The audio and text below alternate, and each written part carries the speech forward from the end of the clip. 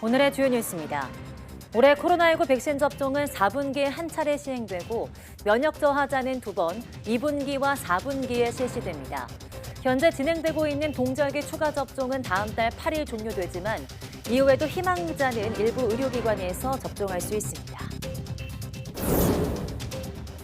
정부가 중증 응급환자의 신속한 처치를 위해서 구급대원의 업무 범위를 넓히고 병원의 의사 부족 등을 이유로 응급환자를 거부하지 못하도록 하는 대책을 내놓았습니다.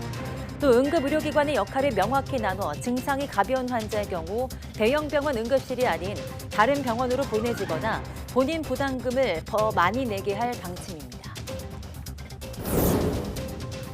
산업계가 오는 2030년까지 감축해야 하는 온실가스 목표치를 기존 14.5%에서 11.4%로 줄이는 내용의 온실가스 감축 로드맵이 나왔습니다. 온실가스 배출 총량은 기존 목표치 40%를 유지하되 산업계의 감축 부담을 완화한다는 건데 환경단체들은 오염자 부담 원칙에 맞지 않다며 강하게 반발했습니다. 삼성과 SK 등 우리 반도체 기업이 미국에서 보조금을 받으면 앞으로 10년간 중국에서의 생산을 5% 이상 늘릴 수 없다는 내용의 미국 반도체법 세부 규정안이 발표됐습니다. 다만 기술 개선으로 웨이퍼당 생산량이 늘어나는 것은 막지 않아서 최악의 상황은 면했다는 분석입니다. 애플의 간편 결제 서비스인 애플페이가 국내에서 첫 서비스를 시작한 가운데 국내 기업들도 발빠른 대응에 나서고 있습니다. 삼성전자는 결제 연동을 위한 업무 협약을 맺었고 카카오페이도 서비스 연동을 추진하는 것으로 알려졌습니다.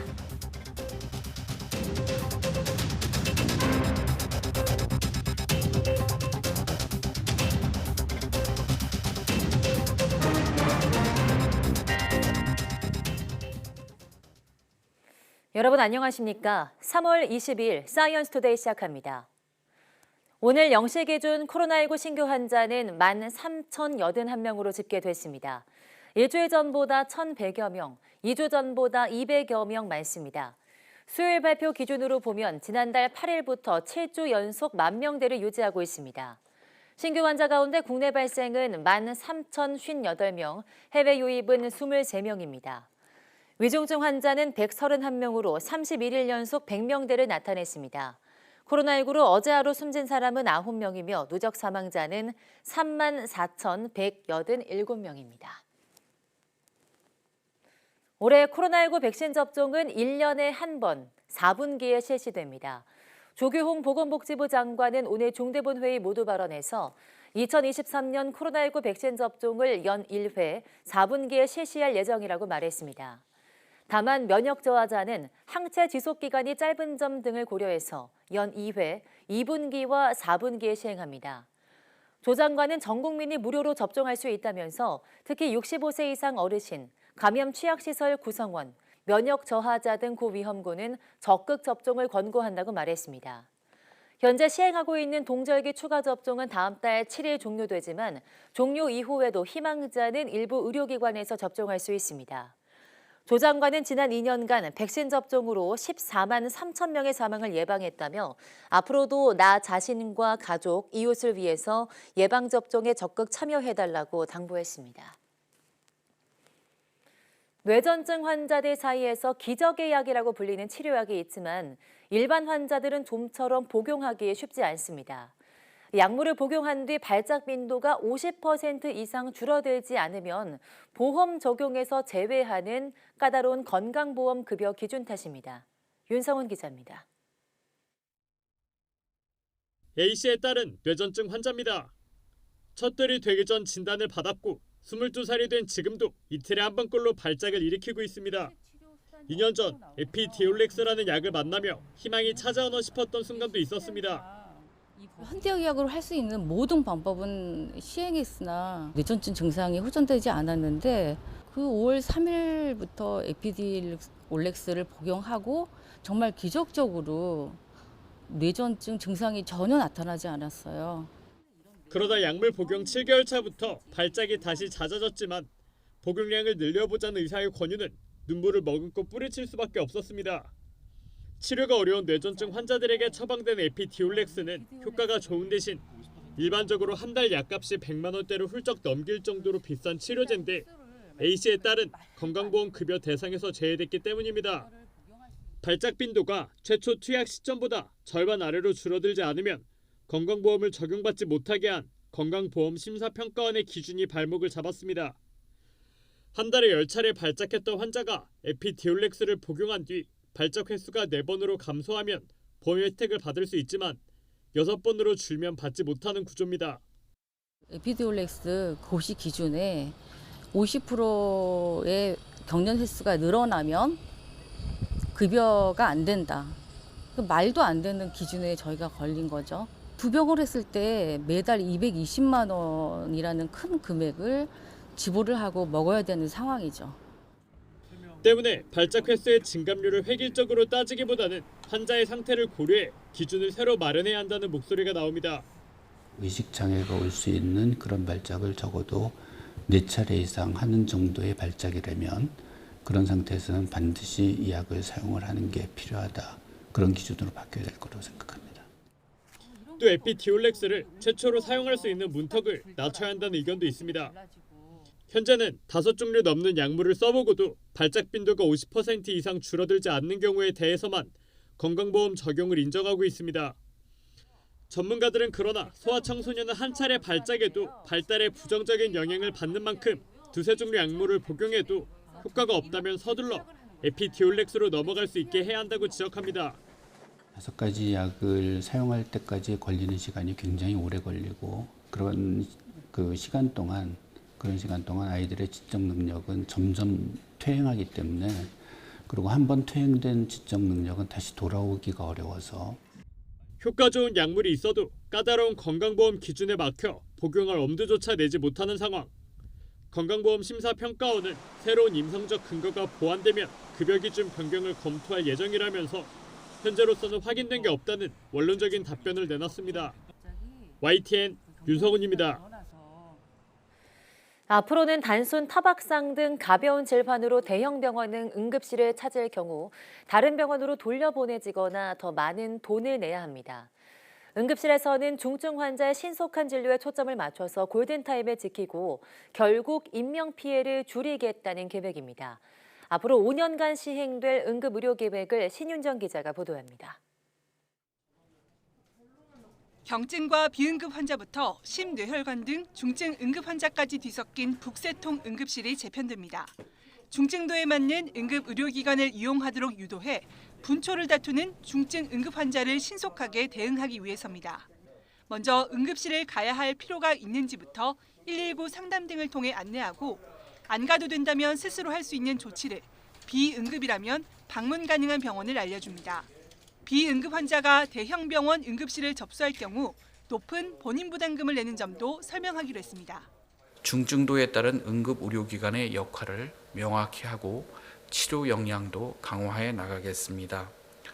또한 비응급 환자에 대한 적정 의료기관 안내 등을 통해 꼭 필요하신 분이 적정한 의료기관을 이용하실 수 있도록 119와 병원 간 환자 중증도 분류 기준을 통일하고 구급대원의 업무 범위에 심전도 측정 등을 추가해 중증 응급 환자의 제시간 내 최종 치료기간 도착률을 60%까지 끌어올리는 게 목표입니다. 이송된 응급 환자를 병원이 의사 부족 등을 이유로 거부하는 것을 막기 위한 대책도 나왔습니다. 시설, 인력, 장비 중심인 응급의료기관 지정 기준에 수술과 입원 등 실질적인 치료 역량을 넣기로 했습니다. 또 전국 어디서든 1시간 안에 중증 응급 환자가 진료받을 수 있도록 중증 응급의료센터를 확충하고 병원 간 순환 당직 제도를 통해 지역 내 응급의료 공백을 최소화하기로 했습니다. 의료 인력은 얼마나, 시설은 얼마나, 아니면 병실은 얼마나 있는지에 대한 것들을 사전에 지역별로 논의를 해서 이제 서로 간의 그 상황들을 충분히 고려한 당직 순번을 정하고 복지부는 이와 함께 이태원 참사를 계기로 지역별 재난의료협의체를 구성해 의사소통 체계를 개선하는 등 재난응급의료 대응체계 개선에도 나설 계획입니다. YTN 신윤정입니다. 질병관리청은 최근 동남아시아 방문자 가운데 댕기열과 치쿤구니아열 감염에 이어서 지카 바이러스 감염증 환자까지 발생했다며 동남아시아를 방문할 때 모기 매개 감염병에 걸리지 않도록 주의해달라고 당부했습니다. 댕기열과 치kun구니아열, 지카 바이러스 감염증은 병을 일으키는 원인체는 다르지만 모두 감염된 순모기류에 물려 전파되는 질병입니다. 특히 베트남과 인도네시아, 필리핀, 태국, 말레이시아, 라오스, 싱가포르, 캄보디아, 브루나이, 미얀마 등 동남아 10개국은 모두 해당 매개모기가 서식하고 이들 감염병이 자체 발생하는 나라입니다. 올해 현재까지 국내 발생이 보고된 모기 매개 감염병 환자는 최근 첫 확진된 지카 바이러스 감염증 환자를 포함해서 모두 41명으로 지난해 같은 기간 2명에 비해서 20배 넘게 증가했습니다. 요즘 전국 대부분 지역에 건조특보가 내려진 가운데 곳곳에서 산불이 잇따르고 있는데요.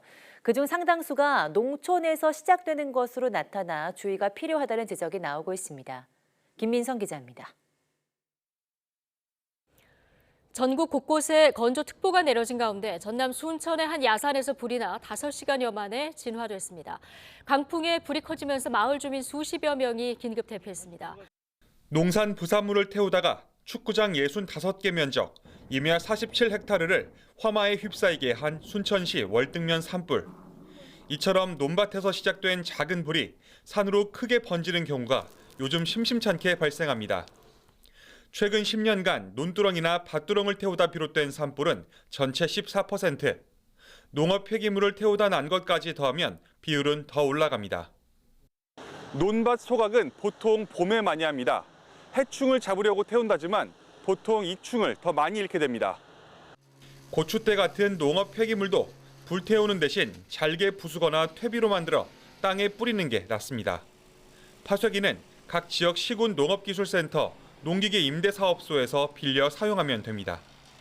포도 장가지, 그다음에 복숭아 장가지가 많이 나왔습니다. 근데 예전에는 그걸 다 소각을 시켰는데 지금은 파쇄기가 나와서 파쇄시켜서 그 농사 지는데 부산물로 많이 쓰고 있습니다. 당국은 직접 농촌을 돌며 산불 경각심을 높이기 위한 캠페인을 벌이고 있습니다. 파쇄기를 통해서 하게 되면 논밭에 이제 거름을 주는 효과가 발생을 하고요. 또 미세먼지도 발생을 방지할 수 있고 또 산불을 또 방지하는 데 상당히 효과가 있습니다. 그래서 일석삼조라고 생각을 하고 있습니다.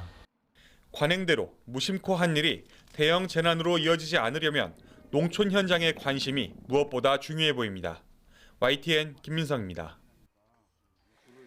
폭우와 지진으로 신음하는 남미 에콰도르 국토 절반 이상의 비상사태가 선포됐습니다. 현지 시간 21일 기에르모 라소 대통령은 전날 밤 전체 24개 주 가운데 14개 주에 비상사태를 선포하는 행정명령을 내렸습니다. 지난 18일 지진이 발생한 에콰도르는 지금까지 14명이 사망하고 489명이 다쳤으며 주택과 건물 약 300여 채가 완전히 부서지거나 파손됐습니다. 이에 앞서서 사이클론 야쿠가 이례적으로 에콰도르에 강타하면서 강풍과 폭우로 이재민이 속출하기도 했습니다. 정부는 지난 1월까지 포함하면 집중호우로 21명이 숨지고 3,800채 이상의 가옥이 피해를 봤다고 밝혔습니다. 아프가니스탄 힌두쿠시 지역에서 현지 시간 21일 규모 6.5의 지진이 발생했다고 유럽 지중해 지진센터가 밝혔습니다. 진앙은 힌두쿠시 산맥에 있는 아프가니스탄 북동부 국경 도시 아슈카샴에서 서남쪽으로 47km 떨어진 지점으로 진원 깊이는 지하 194km라고 분석했습니다. 지진이 발생한 곳은 이웃나라 파키스탄, 타지키스탄과 인접한 곳입니다. 이번 지진으로 주택 등 건물이 무너지면서 집안에 있던 13세 소녀 등 최소 3명이 숨지고 150여 명이 다쳤습니다. 바다의샨주의 일부 산악마을은 휴대전화나 인터넷 통신이 연결되지 않아 피해 상황을 파악하기 어려워서 실제 피해 규모는 더 늘어날 것으로 예상됩니다.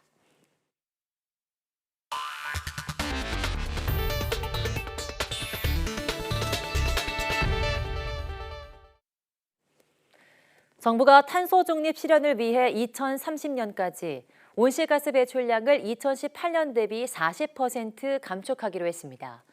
원전을 적극 활용해 온실가스 배출을 줄이는 대신 산업계의 감축은 완화하겠다는 방침인데요.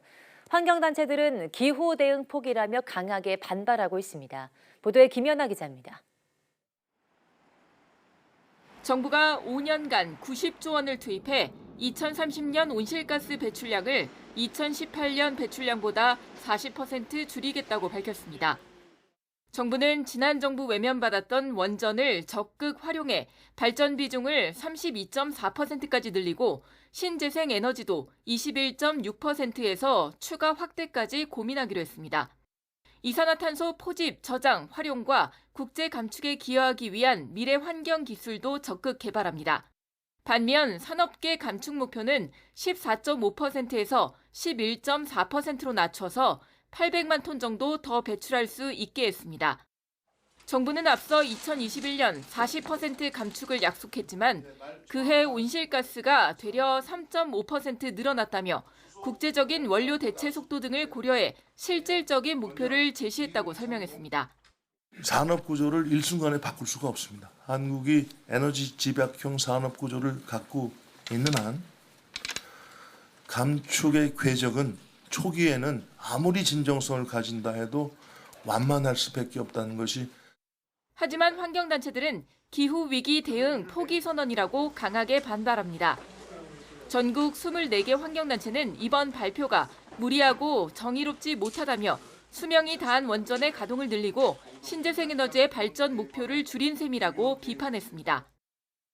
그린 수소 같은 것들은 확대하겠다고 써놨는데 그린 수소는 재생에너지가 있어야만 뜰 수 있는 에너지거든요. 그러니까 이미 그 계획 자체가 자가당착에 빠져 있다는 것이고 신한울 3, 4호기 신규 원전이 2030년까지 지어질지가 미지수입니다. 지어지지 않을 가능성이 높은데 이것도 거짓말에 가깝죠. 산업계가 가장 많은 온실가스를 배출하는데도 감축 목표를 줄이는 건 오염자 부담 원칙에 맞지 않다고도 지적했습니다. 정부는 공청회를 열고 각계 의견을 수렴한 뒤 다음 달 최종안을 확정할 예정입니다. YTN 김연아입니다. 삼성과 SK 등 우리 반도체 기업이 미국에서 보조금을 받으면 앞으로 10년간 중국에서의 생산을 5% 이상 늘릴 수 없다는 규정이 발표됐습니다. 생산량은 제한되지만 그나마 기술 수준은 업그레이드가 가능해서 우리 기업 입장에서 최악의 상황은 면했다는 평가입니다. 워싱턴 권준기 특파원이 보도합니다. 미국 상무부가 내놓은 반도체법 가드레일 조항의 핵심은 미국 정부의 보조금이 중국의 이득이 돼선 안 된다는 겁니다. 따라서 미국 정부의 보조금을 받는 기업은 향후 10년간 중국에서 실질적인 확장을 하는 중대한 거래를 할 수 없다고 못 박았습니다. 이 중대한 거래는 10만 달러, 우리 돈 1억 3천만 원 이상으로 정의하고 이 금액을 넘어서면 첨단 반도체 생산 능력을 5% 이상 확장하지 못하게 됩니다. 중국에 공장이 있는 삼성과 SK 하이닉스는 10만 달러 이상 거래 기업이고 첨단 반도체를 생산하고 있어 5% 이상 증산 금지 대상에 해당합니다. If CHIPS incentive program funding recipient engages in transactions violating these restrictions, the department can call back the entire funding award. 다만 중국 공장의 기술 수준을 업그레이드하는 건 가능해 그나마 우리 기업들이 한숨 돌릴 수 있게 됐습니다. 실질적인 확장은 생산 시설 확대를 말하는 것이어서 기술 수준은 발전시켜도 무방하기 때문입니다. 결국 기술이 발달하면 한 웨이퍼당 생산할 수 있는 반도체 수도 늘어나 사실상의 증산도 가능할 것으로 우리 업체는 분석하고 있습니다. 중국 공장의 기술 수준 업그레이드는 앞서 지난해 10월 미국의 수출 통제로 막혔지만 우리 기업은 1년 유예를 적용받아 올해 10월까지 가능합니다. 따라서 우리 업체들이 중국에서 기술 경쟁력을 유지할 수 있는 길은 계속 열려 있어 최악의 차이나 리스크는 피할 수 있게 됐습니다. 이와 함께 미 상무부는 중국에서의 생산 확대 제한과 함께 화웨이 등 중국 업체와의 반도체 공동 연구 개발을 금지하는 원칙도 재확인했습니다. 워싱턴에서 YTN 권준기입니다. 애플의 간편 결제 서비스인 애플페이가 마침내 한국에 상륙했습니다. 아이폰과 현대카드를 가진 이용자라면 매장에서 실물 카드 없이 결제할 수 있게 됐는데요. 출시 첫날 모습은 어땠는지 강희경 기자가 취재했습니다. 아이폰 측면 버튼을 2번 누르니 화면에 카드가 나타납니다. 카드 단말기에 아이폰을 갖다 대면 곧바로 결제가 이뤄집니다. 애플의 간편 결제 서비스인 애플페이가 국내에 비로소 상륙한 겁니다. 아이폰과 애플워치는 물론 맥과 아이패드에서도 온라인으로 이용할 수 있습니다. 다만 현재는 현대카드 이용자만 가능합니다.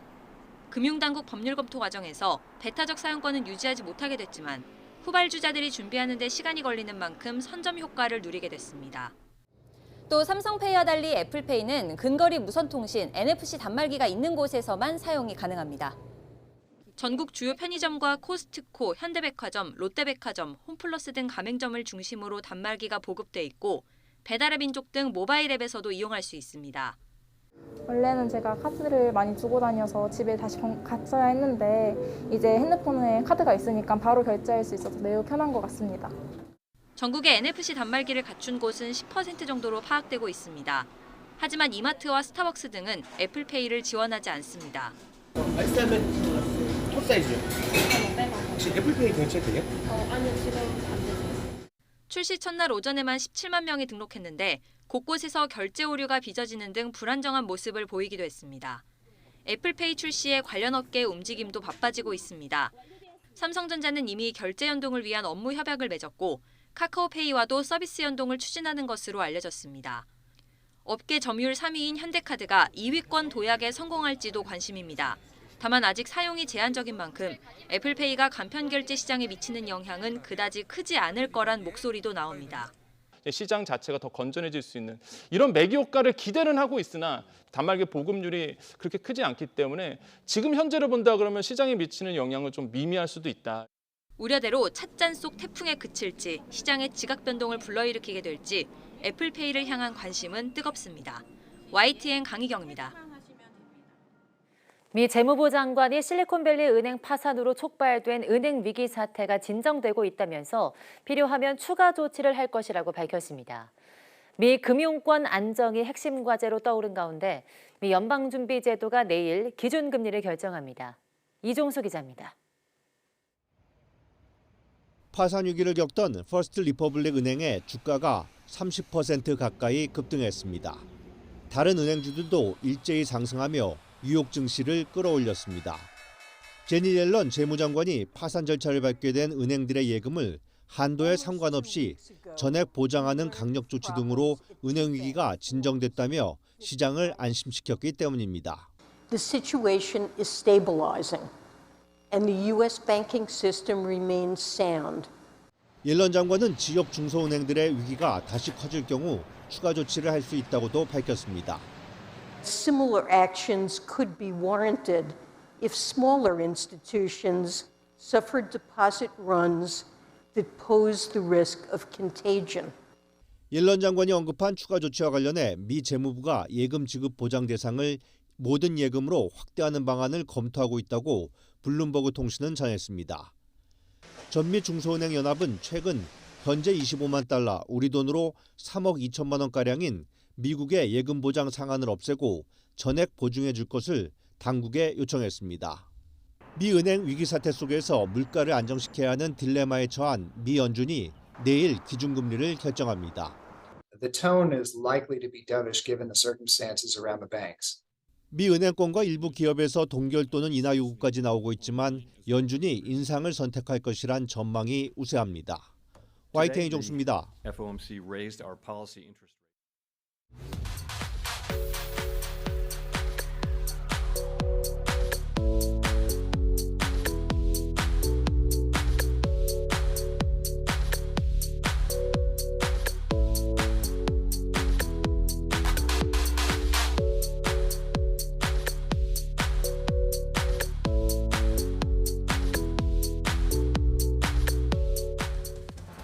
네, 우리나라의 사망률 1위 질병은 암으로 암을 정복하기 위한 다양한 연구는 꾸준히 이루어지고 있습니다.